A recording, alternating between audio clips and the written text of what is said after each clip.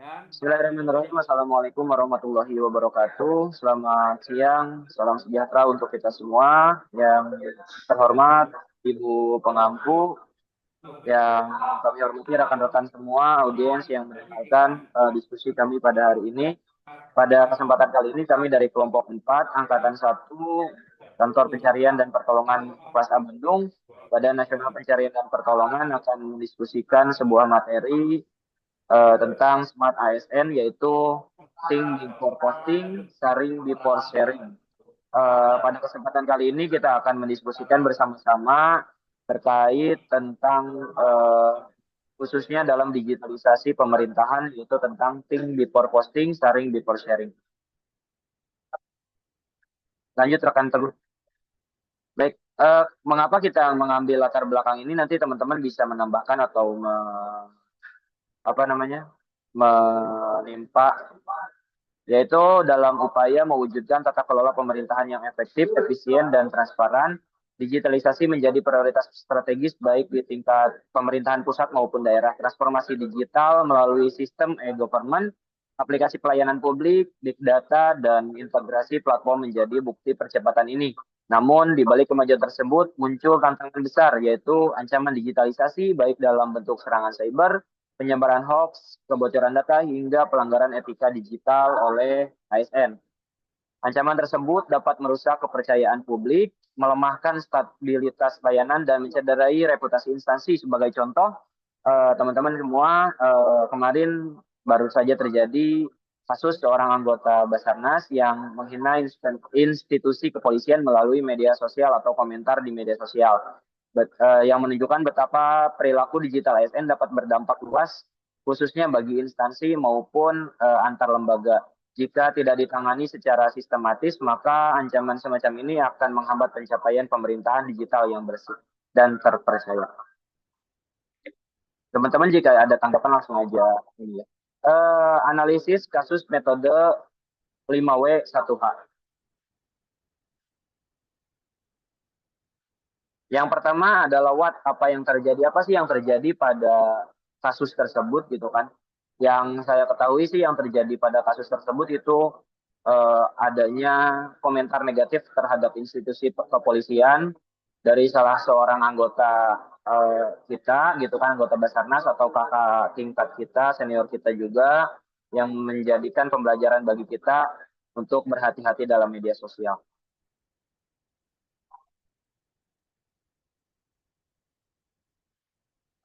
Sabar, dari apa yang terjadi dulu. Oke, teman-teman, kalau ada tanggapan langsung dibuka aja mic-nya, langsung kita bahas apa sih yang terjadi sebenarnya dan kenapa sih sampai bisa terjadi hal tersebut gitu kan. Izin menjawab rekan. Menurut saya dari kasus tersebut tuh itu terjadi tuh karena dua faktor. Yang pertama tingkat arogan, yang kedua tingkat kepercayaan dirinya itu berubah menjadi ambisi, merasa seperti yang paling hebat menurut saya, dan itu tuh kasus yang memang hampir terjadi di kalangan semua manusia ya. Jadi itu balik lagi gimana kontrol kita sendiri untuk menerapkan berakhlak sendiri menurut saya. Tentang harmoni, etika, kolaborasi itu sangat penting agar hal tersebut tidak terjadi. Menurut saya seperti itu rekan. Ya, izin rekan. Ya, betul sih yang kata Tegar tadi. Nah, mungkin ya kalau menurut saya juga apa yang terjadi dari kasus yang kemarin itu mungkin emang dari sisi pribadinya juga sih. Nah, mungkin dari pribadinya sendiri dia itu ada arogan gitu kan, sikap yang arogan, terus sudah mungkin dia merasa dirinya itu atau instansinya lebih dari apa yang dia lecehkan atau yang dihina itu. Tapi ya sebenarnya itu kan jadi pembelajaran aja sih buat buat semuanya. Jadi kita harus benar-benar nerapin kan nilai-nilai berakhlak itu, terutama apa namanya harmonis. Apalagi instansi sebelah itu kan merupakan rekan kerja kita juga. untuk kedepannya. Ketika operasi, nah kita kan pasti butuh dia juga. Mungkin kayak gitu sih. Ya, setuju rekan. Apa yang terjadi mungkin bisa jadikan kita pembelajaran. Hmm. Selanjutnya, Saudara Teguh. Baik rekan, siapa aja sih yang terlibat dalam ini kasusnya? Pasti pertama ya melibatkan kita gitu kan. Orang tersebut sebagai pelaku gitu kan. Ada lagi rekan yang ingin membantu?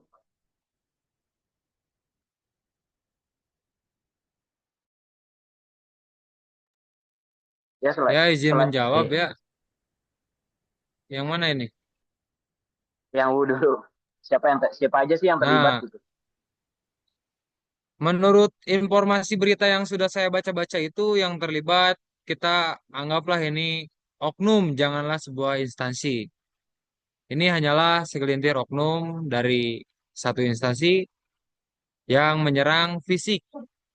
Salah satu oknum juga dari instansi lain, yaitu dari instansi inisial B dan juga kepada oknum dari instansi inisial V, yaitu yang saya tahu dan saya baca di berita. Tapi menurut saya, Bapak saya, kalau misalkan untuk siapa yang terlibat dalam kasus ini kan tidak menutup kemungkinan kita semua bisa tergelincir dalam salah-salah kata di medsos ya. Jadi makanya ini tujuan kita bahas ini kan adalah think before posting and sharing before share. Nah, makanya kita juga tetap harus berhati-hati sebenarnya untuk di media sosial ini. Apalagi peran kita kan sekarang sebagai ASN. Jadi tidak menutup kemungkinan kita juga akan tergelincir. Makanya kita harus lebih aware untuk di pembahasan kali ini yang think before posting. Itu sih.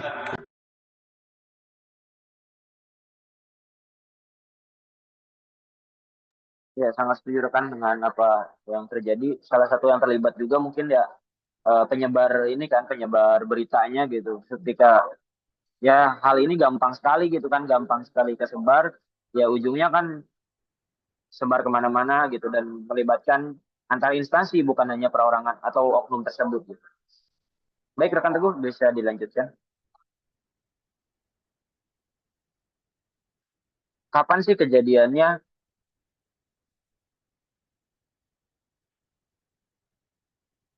Yang saya tahu sih kan kejadiannya itu terjadi pada bulan April tahun ini.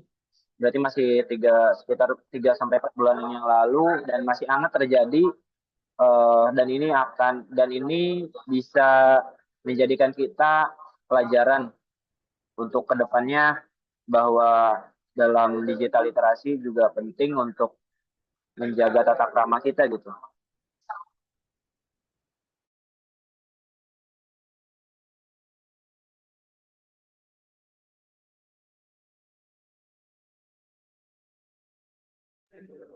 Ya, karena apa namanya perkembangan teknologi itu sekarang ya semenjak COVID kemarin ya terus berkembang gitu kan.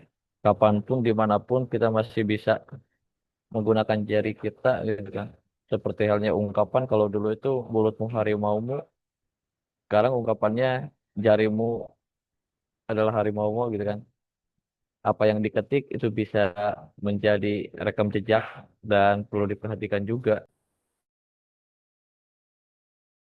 Saya juga izin menambahkan kita juga harus bijak dalam bermedia sosial.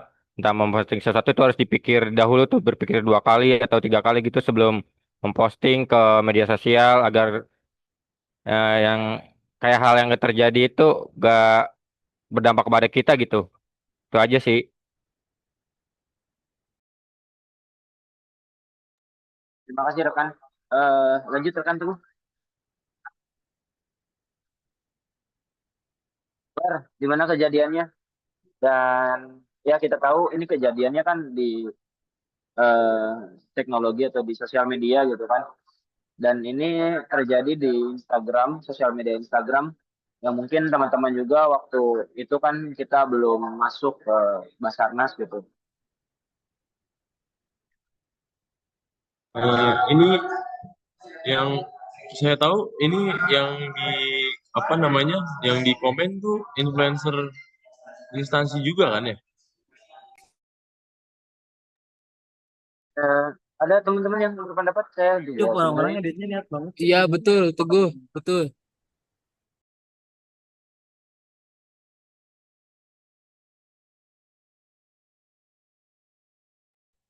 Tapi itu pun ya apa sebenarnya namanya udah saling komen sorry sorry. pas waktu viral udah langsung dipanggil sama atasannya kan.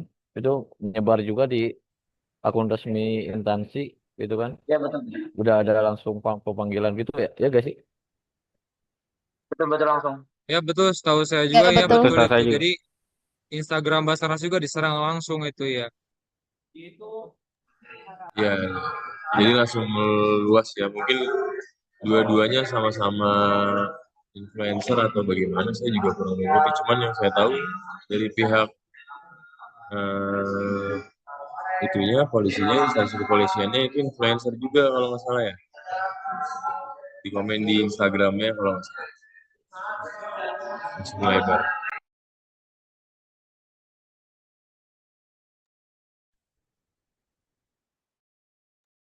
Boleh dilanjut?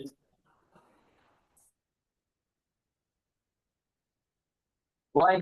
Kenapa sih hal ini bisa terjadi, rekan? Kok bisa gitu terjadi, eh, antar instansi bisa kurang solid jadinya gitu kan? Apalagi kan eh, instansi tersebut gitu sering banget berkolaborasi sama kita di setiap medan operasi gitu. Kalau dibilang kenapa, mungkin balik lagi alasannya dari yang awal kita bahas. Karena kenapa hal ini bisa terjadi, ya balik lagi hampir kita semua nih bisa melakukan hal yang sama ketika kondisi mental atau apa namanya kontrol emosi kita sedang tidak stabil, mungkin bisa saja kita tergelincir dalam kasus ini. Apalagi di sini tentang apa ya, dibilang bukannya pelecehan, apa ya Mas Reja ya, dibilangnya ini ya, Ini pengejekan sebuah lah ya, penghinaan ini, pengecekan ya, penghinaan. penghinaan. Ya, Iya. penghinaan lah ya. Maksudnya kita kan berarti pinter-pinter mengontrol emosi aja. Mungkin apalagi kalau di media sosial kan sebetulnya sebelum kita kirim kita bisa mensaring dulu kan. Lain kalau kita berbicara langsung kayak gini, mungkin keceplosan masih bisa. Cuman kalau di media sosial tuh seharusnya kita lebih bisa menyaringnya sih. Itu aja. Nah, setuju banget. Nah bener banget sih. Izin Soalnya menambahkan, kawan. Boleh silakan Mana ini? Pak Yusuf. Ya, kalau menurut saya sih yang pertama tuh pasti adanya ego sektoral masing-masing. Tiap-tiap instansi pasti pengen ngasih yang terbaik dan pengen juga nunjukin kalau instansi dia tuh yang terbaik pastinya. Nah, sebenarnya hal-hal kayak gitu tuh bagus-bagus aja sih. Nah, yang nggak boleh tuh kayak gimana sampai kita tuh ngelebih-lebihin instansi kita dan malah kayak ngerendahin instansi lain. Padahal kalau kita pikir-pikir, kita itu kerja itu nggak bisa sendiri juga kan. Kalau semakin kita kerja bareng-bareng, tentunya bisa memudahkan pekerjaan kita gitu. Dan hal ini belum dipikirkan matang-matang sama oknum-oknum tersebut gitu. Jadi terjadilah hal tersebut. Kayak mungkin itu aja. Ya ya sih betul. kembali lagi ke Setuju, awal. setuju Izin saya. nambahin juga rekan. Setuju. Tapi izin nih. Setuju. Tapi Izin menurut nambahin juga rekan. Bener. Halo? seharusnya kejadian ini tuh Kalau menurut tidak saya juga seharusnya karena membludak gitu. kurangnya kontrol emosi. Parah. Betul, Sama Mata Mara, betul, kurangnya betul. sanksi tegas atau konsisten menurut saya. Dan ya apa perlu digarisbawahi ungkapan itu tuh serius dari emosi atau hanya bercandaan gitu ya. Tapi kita kembali lagi di awal dengan perubahan digital ini, ya itu bijak-bijaklah dalam bermedia sosial, smart ASN-nya dipakai gitulah gitu. Mau bercanda mau serius, kalau udah urusannya sama digital ya pasti ada rekam jejak dan orang lain mungkin momennya pasti ke sana ke sini gitu kan. Betul, betul. Setuju saya, Mbak. Setuju sih. Saya Pak. Setuju. Setuju, Bang. Dan satu lagi juga tuh jejak jejak Tapi digital itu kayak susah banget buat dihapus gitu. Betul, betul. Nah, benar banget tuh. Emang sulit gitu kan. Kita di akun sendiri udah dihapus, tapi di yang lain pasti masih ada itu. itu mah bukan Tapi, bukan bercanda, tapi Bang pasti Husni, emang itu Bang Husni, udah benar-benar udah benar-benar keadaan emang ini etikanya semakin aja udah memanas kurang gitu. karena ada beberapa pihak juga yang ngomporin gitu.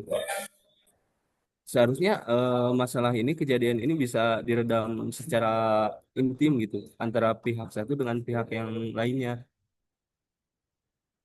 Kalau menurut saya nggak bisa sih Mas Harul, soalnya ini tuh sama-sama influencer, makanya jadi mungkin yang pertama notice itu netizen, jadi langsung menyebar gitu.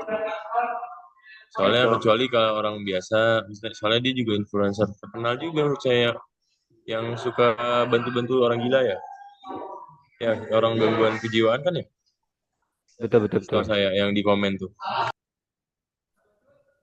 Ya, boleh diteruskan lagi Mas Teguh, karena masih ada beberapa pembahasan lagi. Nah, terakhir ini how, bagaimana ancaman ini bisa berdampak dan bagaimana cara mengatasinya? Nah, kita kan sebagai ASN ya, sekarang calon ASN gitu kan. Gimana sih ancaman ini bisa berdampak untuk instansi kita dan gimana sih cara kita mengatasinya? Boleh rekan-rekan, boleh satu orang gitu kan ngasih pendapatnya. Izin, Ya, rekan. saya dulu ya. Siap, siap. Lanjutkan Bapak Nah, Polseka. jadi bagaimana ancaman ini bisa berdampak itu menurut saya karena adanya fans-fans fanatik dari inisial instansi P itu yang tersakiti, kemudian menyerang balik ya instansi B. Nah, jadi itu dampak yang dirasakan oleh instansi B ini. Diserang oleh buzzernya instansi P. Nah, dan bagaimana cara mengatasinya menurut saya ya, kita yang pertama yaitu mengklarifikasi di sosial media, kemudian dirundingkan antara si pelaku itu dan juga si korbannya itu, korban body shamingnya itu ya di, dikumpulkan dan juga didiskusikan kembali. Seperti itu. Mungkin ada tambahan dari yang lainnya, boleh. Mohon izin menambahkan rekan, menurut saya ancaman yang terjadi itu bukan hanya ke satu pihak rekan, bukan hanya kepada korban dan pelaku, tetapi juga menyangkut atas nama baik instansi itu sendiri, maupun di instansi B atau di instansi P. Secara tidak langsung hal-hal berikut itu memberikan contoh buruk instansinya. Makanya itu dari instansi itu seperti ini tuh harus ditindak tegas agar menjadi pembelajaran ke depannya juga bagaimana kita berbijak dalam media sosial. Untuk mengatasinya, kita tuh sebagai rekan atau instansi itu harus sering mengedukasi. Karena yang namanya manusia itu tidak luput dari yang namanya hilaf. Menurut saya, edukasi saling mengingatkan itu penting agar hal-hal berikut tidak terjadi kembali. Setelah itu, kita berpandai-pandailah untuk apapun informasi yang masuk tuh kita saring dulu dan apa yang ingin kita keluarkan juga kita saring juga agar tidak berdampak kemana-mana maupun instansi A, instansi B berikut. Izin rekan seperti itu. Saya cukup sudah terwakilkan dari Mas Setiawan Tegar dan Konsen Karya. Ya oke, jadi menurut saya ancaman ini berdampaknya bukan hanya dari satu pihak, tidak hanya satu pihak aja yang melakukannya. Jadi imbasnya dari instansi, bukan instansi yang basarnasnya aja, jadi ke kepolisiannya juga. Mungkin itu sih. Terus mengatasinya ya dari diri diri sendiri dulu sih.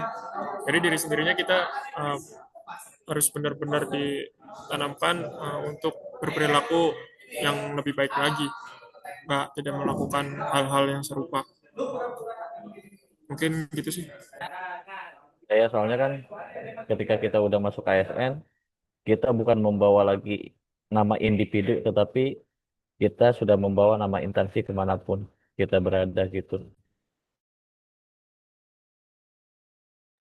Baik, terima kasih rekan. Ada apa lagi yang ingin menambahkan? Kita rasa Saya cukup saya ya. saya udah Oh, cukup sih terwakilin sama Bang Yusti juga sama Sugianto juga. siap. Oke, terima kasih atas pandangan rekan-rekan. Selanjutnya rekan Teluh.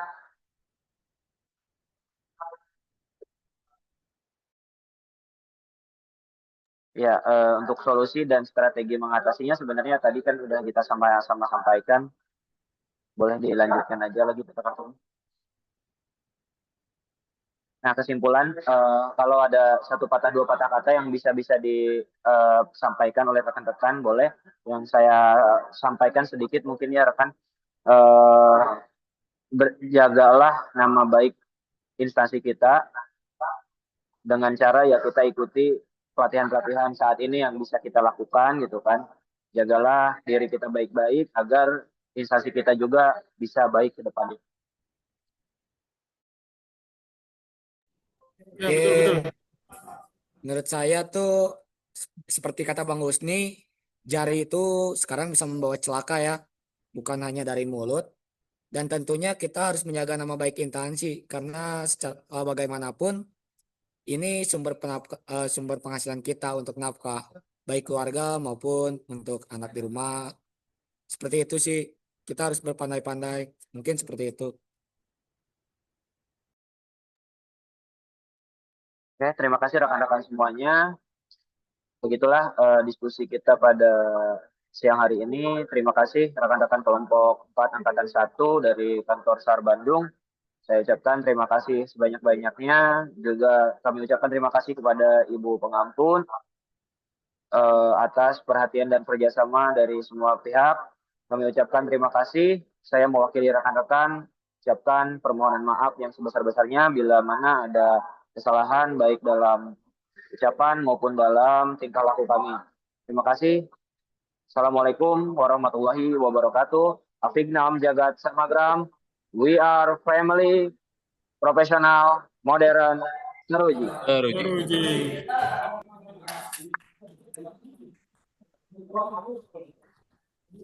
Yo, kenapa latar lu harus silat, yuk?